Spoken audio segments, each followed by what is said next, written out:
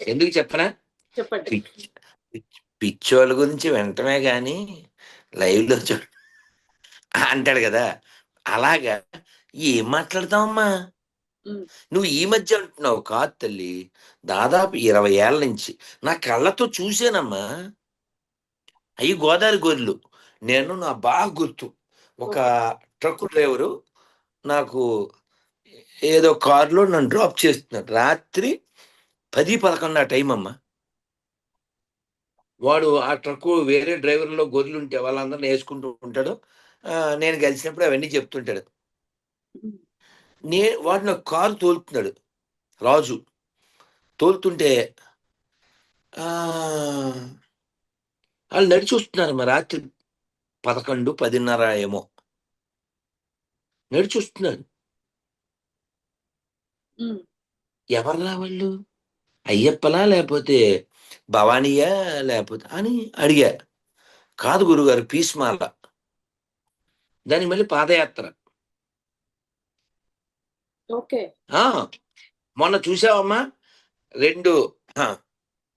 అడ్డం నిలువు ఐరన్ రాడ్‌లు పెట్టి దాని మీద ఆరనీకు మా ఈ దీపం కార్తీక దీపం. ఈ క్రైస్తవ గొర్రెలు భూమి మీదుంటాం. భూమి చేసిన పాపం. ఈ భూమికి ఈ గొర్రెలే శాపం. బుర్రుందా? ఏరా! మీ దాంట్లో అసలు ఆయిలుందా? స్పాయిల్ తప్ప? ఆయిల్‌తో అభిషేకాలున్నాయా? ఏమిటో!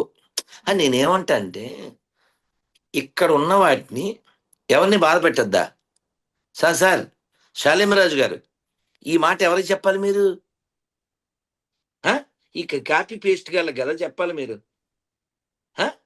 ఈ దేశాన్ని అవమానించే దరిద్రులకు కదా మీరు చెప్పాలి. ఈ దేశాన్ని ముక్కలు చేయాలనుకునే పనికిమాలినోళ్ళకి గదా చెప్పాలి. ఇక్కడ వేల కోట్ల పుస్తకాలున్నాయా? ఇక్కడ వేల లక్షల మంది గొప్పవాళ్ళున్నారా? సంభాజీ తెలుసా మీకు? శాలేం గారు, శాలిమరాజు గారు. సంభాజిని రోజులు కొద్దీ హింసించారండి. కళ్ళల్లో ఇనప ఊచలు కాల్చి పొడిచారు. ఆ పొడిచేవాడు జహాపన కనీసం కళ్ళు ముయ్యండి అన్నాడు. ఆయన ఏం చెప్పాడు తెలుసా? చావా మై షేర్ కి బచ్చా అని కళ్ళు అలాగే తెరిచాడు. వాళ్ళు అలా పొడిచారు. ఎందుకు పొడిచాడు? వాడికో పనికిమాల పుస్తకం ఎక్కింది. ఈ దేశాన్ని రెండు రెండు ముక్కలు చేసి ఈ గొర్రెలకి ఇచ్చేయాలన్నాడు ఒకడు. ఆడి పేరు ఉపేంద్ర. ఎవడు పుట్టాడు? ఇక్కడ వాళ్ళకైనా